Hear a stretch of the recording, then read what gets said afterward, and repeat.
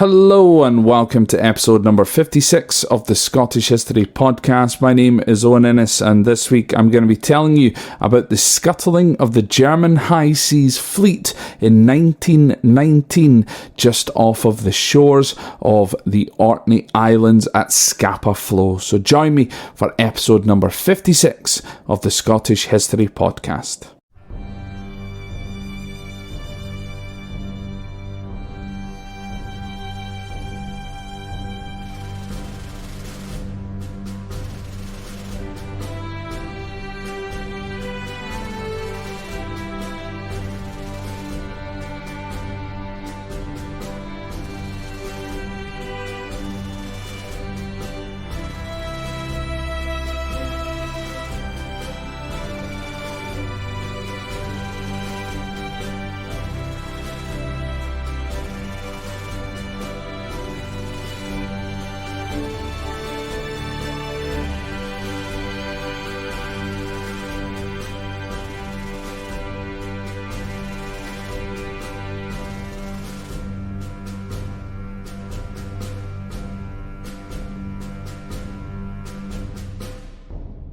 So this week, once again, we return to my favourite place on earth, the Orkney Islands, where 102 years ago, German Admiral Ludwig von Reuter made the decision to scuttle the German battleship fleet at Scapa Flow. Now, Scapa Flow is a large body of water surrounding the Orkney Islands and is perfectly sheltered by the islands of Mainland, Grahamsay, Burry, South Ronaldsay, and Hoy. Due to this shelter, the waters can be very calm, even at times when Orkney experiences very high winds. Due to this, Scapa Flow has played a major role for trade, tourism, and of course conflict throughout the course of history. Now, as we already know, Vikings visited and stayed on the Orkney Islands for a long time, and once again, due to its sheltered nature, Scapa Flow became the chief naval base for the British Navy during both World War I and World War II, and remained so until 1956. The majority of Scapa Flow reaches around an average depth of about 30 metres deep, which is about 100 feet, and is no deeper than 60 metres or 200 feet at its deepest point. It is regarded as a natural harbour and covers an area of 324.5 square kilometres, which is 125.3 square miles. Now, I do plan on covering other aspects of Scapa Flow in future, such as the HMS Hampshire, HMS Royal Oak, and of course touching on the Churchill barriers on future episodes. So before the move to Scapa Flow, the main British naval bases tended to be in the English Channel. This was to counter the threat from the other European naval powers of the Dutch Republic, Spain, and France. In 1904, the decision was taken instead to form a northern base to help control the entrances to the North Sea. The British Navy considered Rosyth in the Firth of Forth, as well as Invergordon in the Cromarty Firth. However, when World War I broke out on the 28th of July 1914, both sites were still completely unfortified. The decision was then made for the base to be the natural harbour of Scapa Flow, which itself would remain unfortified as well. Due to the major build-up of the German Kaiserliche Marine's high seas fleet, which consisted of many U-boats, the Admiral of the British Grand Fleet, John Jellicoe, had block ships placed between the islands surrounding Scapa Flow, as well as submarine nets, minefields and concrete barriers. These were there to detect and deter any enemy craft sailing into the waters of Scapa Flow. Now, during the whole of World War I, only 2 known attempts were made by German submarines to enter Scapa Flow. Neither attempt was successful. In November of 1914, U-boat number U-18 tried to enter but was rammed by a trawler that was being used to help detect submarines. The ramming caused the U-18 to leak and the sub then had to surface. During this incident, one crew member of U-18 died. And in November of 1918, UB-116 tried to enter Scapa Flow but was foiled by the countless defences that were now in place. UB-116 was first picked up by hydrophones in the water, and then it hit a mine which destroyed the U-boat. All 36 lives on board were lost. Now, after the signing of the armistice on the 11th of November 1918, the Allied powers agreed that the German U-boat fleet should be surrendered without the possibility of its return. However, they did, fail to reach an agreement for what they were going to do with the surface fleet. Now, both Norway and Spain refused to have the fleet interred in their waters, after which Admiral Roslin Weems suggested that the fleet be held in Scapa Flow and guarded by the British Grand Fleet. These terms were transmitted to Germany on the 12th of November 1918, along with the instruction to prepare the fleet to sail on the 18th of November. On the 15th of November, the Rear Admiral Hugo Moyer met with the British Admiral David Beatty on behalf of Admiral Franz von Hipper, where the terms of surrender of the German High Seas Fleet were laid out. The U-boats were to surrender at Harwich, and the surface fleet were to surrender to Beatty himself at the Firth of Forth. After which, the fleet was to be escorted to Scapa Flow and interred until the final details of the peace treaty were finalised. Despite Moyer's concerns about the munitions mood of the German sailors, Moyer signed the terms.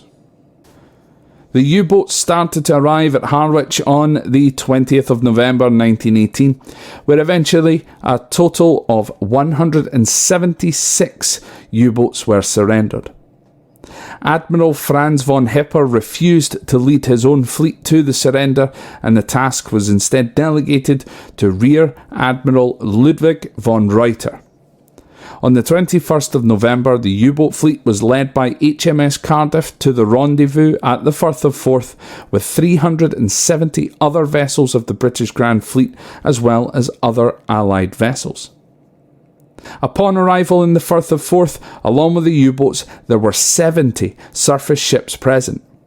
The battleship König and the light cruiser Dresden both encountered engine trouble and were left behind until they were fixed.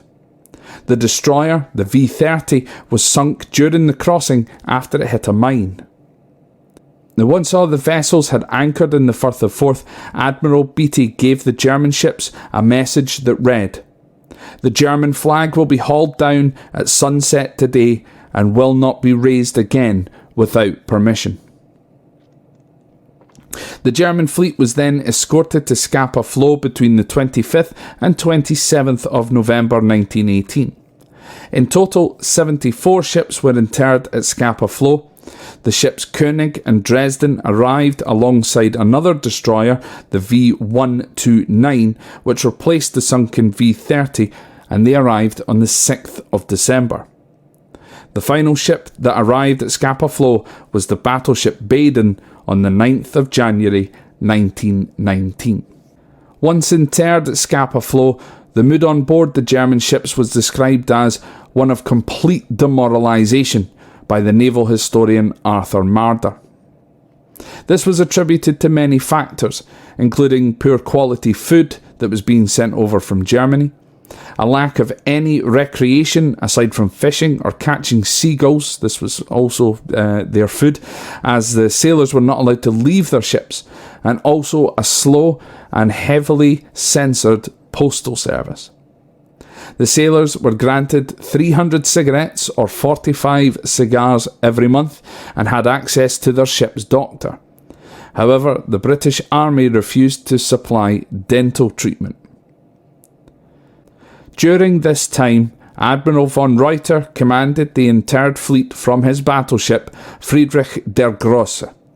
However, von Reuter's health started to deteriorate, and he requested that he be transferred to the light cruiser Emden on the 25th of March 1919. Now, this request may also have had something to do with the fact that any time he tried to go to sleep, he was kept awake by the other sailors on board, who would purposefully stomp or even apparently roller skate on his cabin roof that prevented him from sleeping. By this point, negotiations were underway at the Paris Peace Conference. France and Italy wanted a share of a quarter of the German ships. However, the British wanted them all to be destroyed.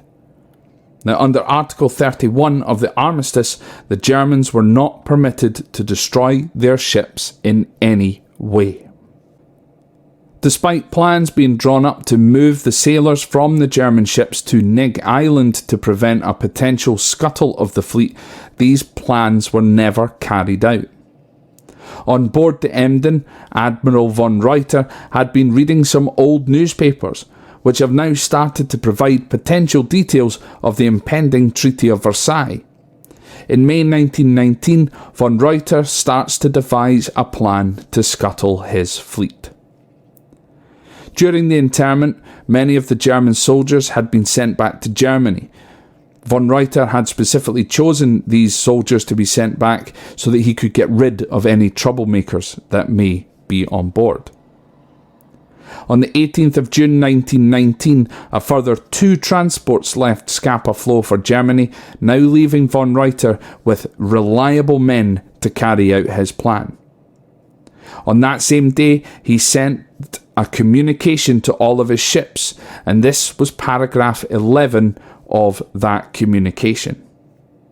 It reads, "It is my intention to sink the ships only if the enemy should attempt to obtain possession of them without the assent of our government. Should our government agree in the peace to terms to the surrender of the ships, then the ships will be handed over to the lasting disgrace of those who have placed us in this position." Von Reuter discovered from his out-of-date newspapers that the deadline for Germany to sign the Treaty of Versailles was the 21st of June at midnight. The British Navy were instructed to seize control of the German ships at midnight of the 21st, 22nd of June. However, the deadline of the Versailles Treaty was extended until 7 p.m. on the 23rd of June.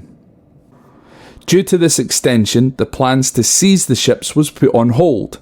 Instead, due to the good weather, the Grand Fleet would instead leave Scapa Flow on the 21st of June to collect torpedoes used in a training exercise and seize the German ships when they return on the 23rd of June.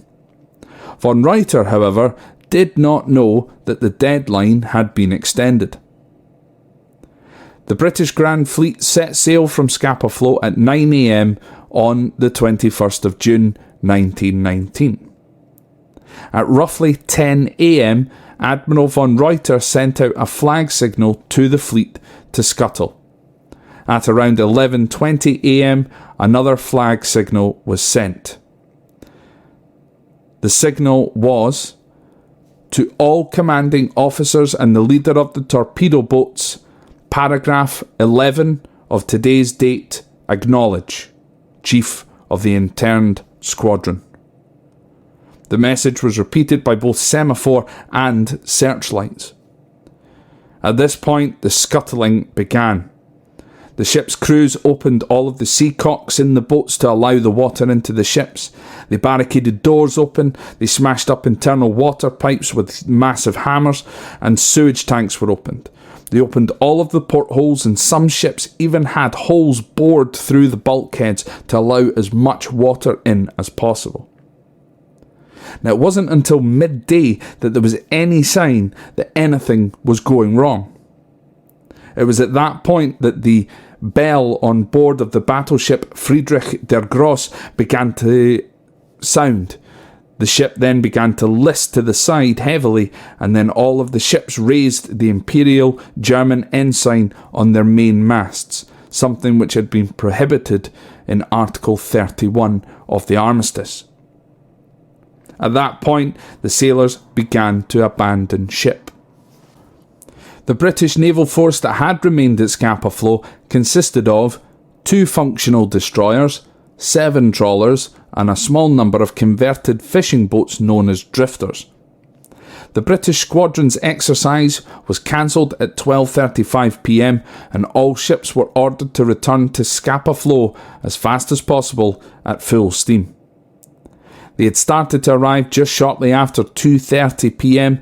to see only the large ships still afloat. The order was placed to beach as many of the ships as possible.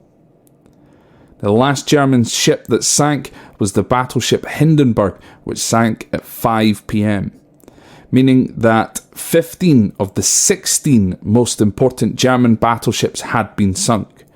The only one to remain floating was Baden. Amongst this, 4 light cruisers and 32 destroyers were also sunk. Unfortunately, 9 German sailors, who were unarmed, were shot and killed, along with 16 wounded as they tried to row their lifeboats to the shore. These were some of the final casualties of World War I. British Vice Admiral Sidney Fremantle sent out an order that all surviving sailors were to be treated as prisoners of war for breaking the terms of the armistice.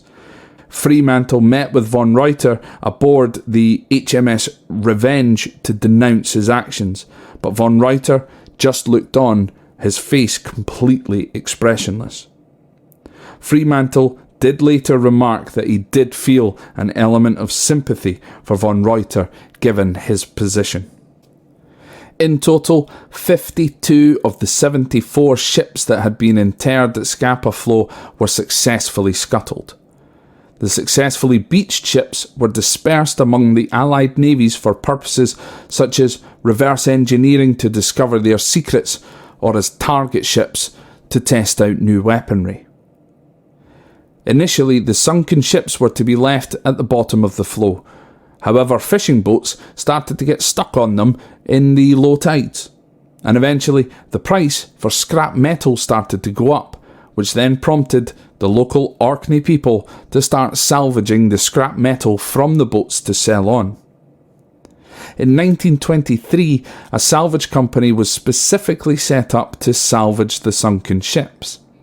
And it was around about this time that a man called Ernest Cox came along and bought 26 of the destroyers from the Admiralty for £250, which is roughly about £12,000 in today's money. As well, he bought the battleships Seydlitz and the Hindenburg. He developed a new salvage technique that was able to salvage 24 of the 26 destroyers. In total, he ended up actually salvaging 26 destroyers, 2 battlecruisers and 5 battleships, selling on his interest to the Alloa Shipbreaking Company, who raised a further 5 ships before World War II came along and stopped all salvage operations. There are still 7 ships remaining under the water at Scapa Flow and are now registered monuments. They are now popular sites for divers, however, specific permissions and permits must be achieved in order to go diving around these ships. In 2019, 3 of the sunken battleships, the Markgraf, the König and the Kronprinz Wilhelm, were put up for sale on eBay. They each sold for £25,500 each to a Middle Eastern company. A further cruiser by the name of the Karlsruhe was sold to an English private bidder for £8,500.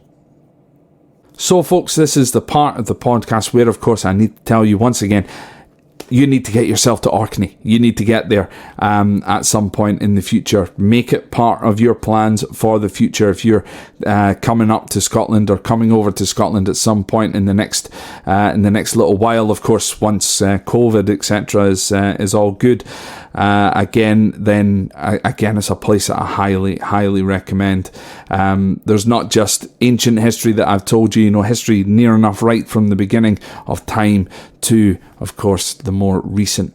Now, again, I will be going into even more recent history with the Orkney Islands, with the things I mentioned at the beginning of the podcast, with the Churchill Barriers, HMS Royal Oak, etc. But just once again, folks, I just want to thank you very much for listening. If you want to contact me or if you want to, catch up with any of the previous episodes, you can do so via the website, which is www.scotthistorypod.com. That's scotthistorypod.com. From there, you can catch links to everywhere from the Facebook page, Twitter, Instagram, etc. Also, if for any reason you are enjoying this podcast, please consider supporting the podcast through the Patreon. That's patreon.com/ScottHistoryPod. All donations on the Patreon go towards the upkeep of the podcast. It's coming up time where the hosting fees, etc., are going to need to be paid. So all of your support is greatly welcome. However, if you have any suggestions, any questions, whatever, please feel free to send them through to me. You can do so via, again, the website or on the email address, which is scotthistorypod@gmail.com. And if you've got a wee moment of time, if you wouldn't mind leaving me a little review on iTunes, Spotify, wherever it is that you listen to your podcast. And if you've got this link from Facebook or Twitter or whatever, please retweet it, get it out to as many people as possible. It is greatly appreciated. But once again, folks, thank you very, very much for listening. I've been Owen Innes, and I will speak to you again next time.